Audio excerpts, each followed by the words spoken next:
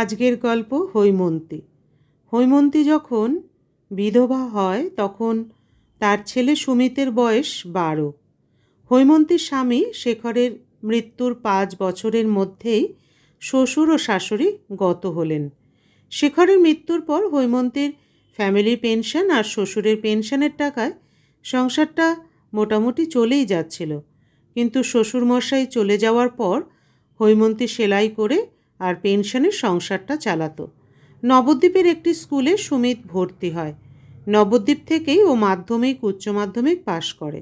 সুমিতের ইচ্ছে ছিল কলকাতায় গিয়ে কলেজে ভর্তি হবে। টাকার অভাবে সেই ইচ্ছেটার পূরণ হয়নি। তাই সুমিত নবদ্বীপ কলেজ থেকে বিকম পাশ করে সরকারি প্রতিযোগিতামূলক পরীক্ষায় বসতে থাকে। বছর দেড়েক অক্লান্ত পরিশ্রম করার পর সুমিত একদিন ওর মাকে বলল, মা, তোমাকে একটা সুখবর দিতে চাই। হৈমন্তী বলল, কী সুখবর রে বাবু? মা, আমি চাকরি পেয়ে গেছি, কলকাতায় পোস্টিং। এটা তো খুবই আনন্দের কথা বাবু, কিন্তু তুই একা কলকাতা শহরে কিভাবে থাকবি? সুমিত বলল, মা, তুমি চিন্তা করো না, আমি কলকাতায় গিয়ে সবার আগে একটা ঘর ভাড়া নেব, তারপর তোমাকেও আমার কাছে নিয়ে যাব। ওখানে গিয়ে যতদিন না ঘর ঠিক করতে পারছি সেই কটা দিন তোমাকে একটু একা থাকতে হবে। দেখি কলকাতায় গিয়ে কতদিনে ব্যবস্থা করতে পারি। আসলে ওখানে সব কিছুই তো অচেনা। এই কথা শুনে হৈমন্তীর মনটা একটু খারাপ হয়ে গেল। বলল, বাবু, তুই যদি আমাকে একা রেখে চলে যাস তাহলে আমি এখানে কার ভরসায় থাকব? মা, চিন্তা করো না, একটা ব্যবস্থা করি, তোমাকে নিয়ে যাবই। কয়েকদিন পর সুমিত কলকাতায় চলে যায়। সেখানে ও অফিসে জয়েন করে।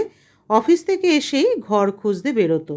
কিন্তু কলকাতা শহর সুমিতের কাছে একেবারেই নতুন, আর এখনও সেরকম বন্ধুবান্ধবও হয়নি যে একটু সাহায্য করবে। তাই সন্ধান পেতেও অসুবিধা হচ্ছিল। ঘর না পাওয়া পর্যন্ত সুমিত প্রতি সপ্তাহে ও মায়ের সঙ্গে দেখা করতে নবদ্বীপে আসতো, আর সংসার খরচের জন্য কিছু টাকা দিয়ে যেত। এইভাবে কিছুদিন কেটে যায়। একদিন হঠাৎই পাশের পাড়া থেকে হৈমন্তীর বাড়িতে বিমল পাল ও তার স্ত্রী রেণুকা এলেন। হৈমন্তী ওনাদের দেখে বলল, আপনারা, আমি যতদূর জানি আপনারা রূপেশের বৌদির বাবা মা, কিন্তু আমার বাড়িতে? বিমলবাবু বলল, হ্যাঁ দিদি, আপনি খুব অবাক হচ্ছেন তো?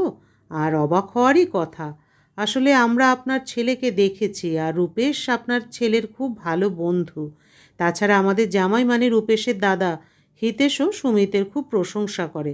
সত্যি কথা হলো এই যে, আমি আর আমার স্ত্রী চাই যে আমাদের মেয়ে লতার সঙ্গে আপনার ছেলের বিয়ে হোক। রেণুকা বলল, বোন, আমাদের মেয়ে খুব সুন্দর, আর আমরা ছোট মেয়ে লতাকে সব কিছু দিয়ে ভরিয়ে দেব, কোনো কিছু ত্রুটি থাকবে না। দিদি, এসব কি বলছেন? টাকা পয়সা গয়না গাটি আমাদের কিছুই চাই না, পণের কথা বলবেন না, আমরা পণ নেব না।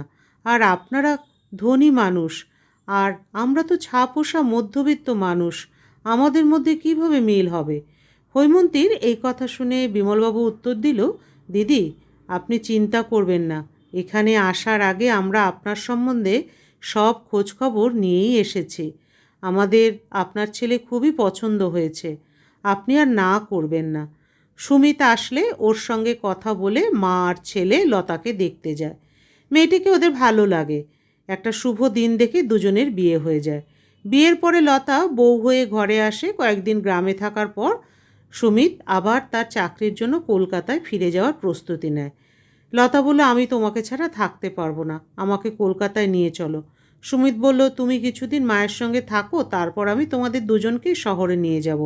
আমি এই বাড়িতে থাকতে পারবো না। জানি না বাবা কি ভেবে আমার বিয়ে এখানে দিল। হয় তুমি আমাকে কলকাতায় নিয়ে চলো, না হলে আমি বাপের বাড়ি চলে যাচ্ছি।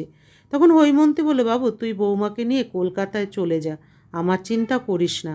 না মা, এর চেয়ে ভালো আমরা সবাই একসঙ্গে শহরে চলি। তিনজনেই শহরে থাকতে শুরু করে।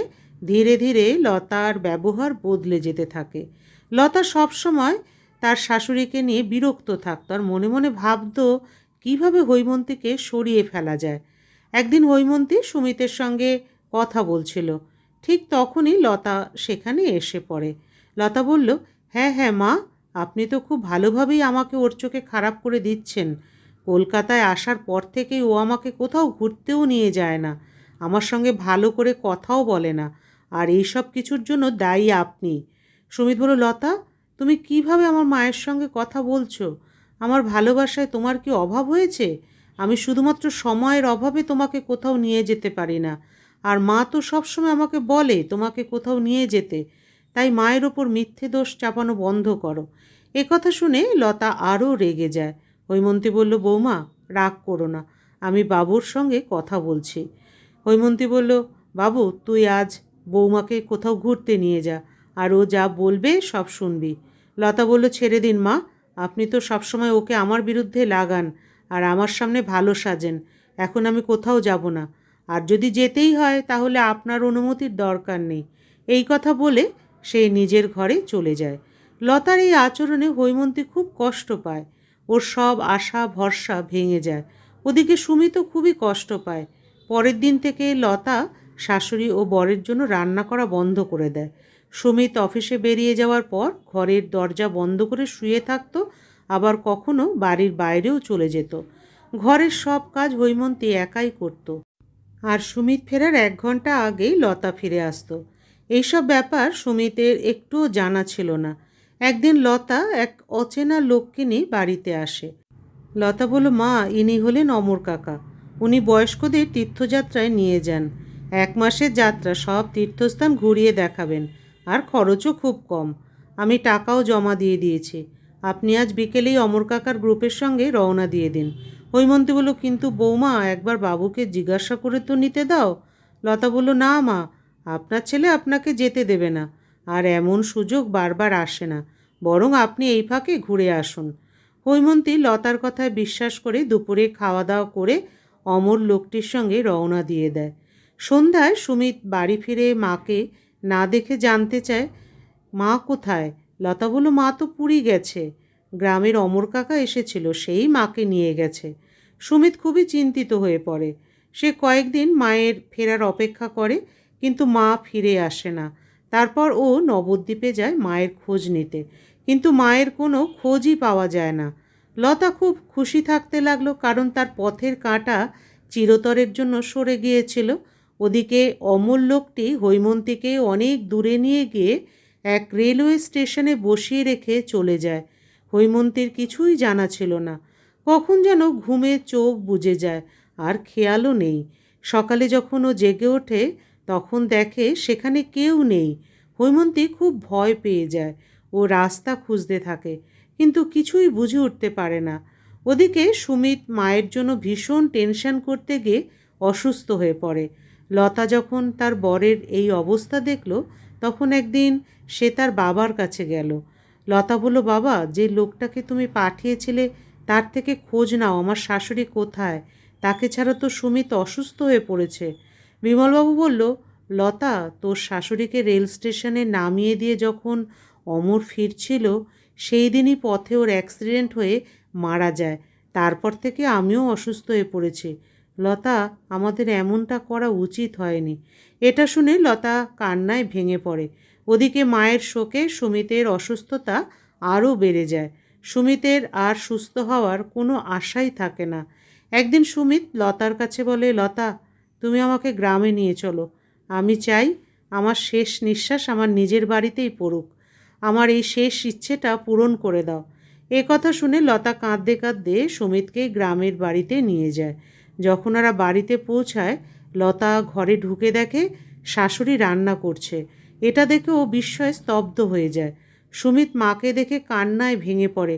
হৈমন্তী ছেলের অবস্থা দেখে ছেলেকে জড়িয়ে ধরে কাঁদতে থাকে। সুমিত বলল, মা, তুমি এইখানে কিভাবে? আমি তোমাকে কোথায় কোথায় খুঁজিনি। হৈমন্তী বলল, বাবু, তোর বউ যে লোকটার সঙ্গে আমাকে পুরী পাঠিয়েছিল, সে ধোকা দিয়ে আমাকে ফেলে পালিয়ে যায়। আমি অনেক ঘুরে ফিরে কোনো রকমে গ্রামে ফিরে আসি। আমার মনে হলো শহরে আমার থাকাটা তোর বউয়ের পছন্দ নয়, তাই আমি এখানেই থেকে গেলাম। আর তোর বাবার পেনশনটা তো আছেই, তাই ভাবলাম আর বৌমাকে বিরক্ত করব না। কিন্তু তুই নিজের এই অবস্থা কিভাবে করে ফেললি বাবু? লতা বলল, মা, আমাকে ক্ষমা করে দিন। আমি আপনাকে সরিয়ে দেওয়ার চেষ্টা করতে গিয়ে নিজের সংসারে এই আগুন লাগিয়ে ফেলেছি। আপনার ছেলের এমন অবস্থা হয়েছিল যে ডাক্তারও হাল ছেড়ে দিয়েছে। এই সব কিছু আমার বাবার কুপরামর্শে হয়েছিল। বাবা নিজেও এখন খুব অসুস্থ, আর যাকে পাঠানো হয়েছিল সে তো অ্যাক্সিডেন্টে মারা গেছে। সুমিত বলল, লতা, তুমি এখান থেকে চলে যাও। আমি আমার মায়ের পায়েই মরতে চাই। আমাকে শান্তিতে মরতে দাও। হৈমন্তী বলল, না বাবু, আর তুই কোনো চিন্তা করিস না। আমি তোকে মরতে দেব না। আর তোর বউকে ক্ষমা করে দে। সে তার নিজের কাজের শাস্তি পেয়ে গেছে। এরপর শাশুড়ি ও বউ দুজনে মিলে দিন রাত সুমিতের সেবা করতে লাগলো। ওকে খুশি রাখার চেষ্টা করলো। মায়ের ভালোবাসা পেয়ে সুমিত কিছুদিনের মধ্যেই পুরোপুরি সুস্থ হয়ে ওঠে। সুমিত বলল, মা, আমি আর কলকাতায় যেতে চাই না। এখানেই কিছু কাজ করব। শহরের ঝলমলে জীবনে সব কিছু ধোঁয়াশার মতো হয়ে যায়, এমনকি সম্পর্কগুলো। কিছুদিন পর লতার বাবা বাড়িতে এলো আর হৈমন্তীর কাছে ক্ষমা চাইতে লাগলো। বিমলবাবু বলল, দিদি, আমি আমার মেয়েকে সুখী দেখতে চেয়েছিলাম, কিন্তু আমি ভুলে গিয়েছিলাম যে একজন মাকে তার ছেলের থেকে আলাদা করে যে আমি অপরাধ করেছি, তাতে আমার মেয়ে জীবনেও কখনো সুখী থাকতে পারবে না। হৈমন্তী বলল, আমি আপনাদের সবাইকে ক্ষমা করে দিয়েছি। এরপর লতা সম্পূর্ণ বদলে যায়। সে তার শাশুড়ি মা হৈমন্তীকে যত্ন সেবা করতে লাগলো। সুমিত লতার আচরণ দেখে খুবই খুশি হলো। সুমিত অবশ্য চাকরি ছাড়েনি, কারণ সরকারি চাকরি ছাড়বে বললেই কি আর ছাড়া যায়। তবে সে এখন একাই কলকাতায় থাকে।